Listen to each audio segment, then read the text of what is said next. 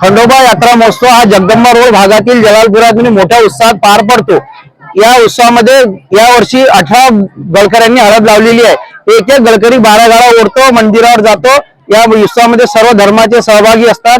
या उत्सव मोठ्या प्रमाणात खामगाव शहरातील सर्वात जुना उत्सव गणपती उत्सव जगदंबा उत्सवच्या परंपरा लोक आपले जे नवस असतात ते नवस फेडण्या करते। इथे विशेष परंपरा आहे। गाड्या गळकरी आपल्या कमरेला देवाचा जो दोर आहे तो बांधून ओढला जातो। यामध्ये सर्व लहान लेकरं, मोठे लेकरं, वयस्कर लोक सर्व सहभाग घेतात।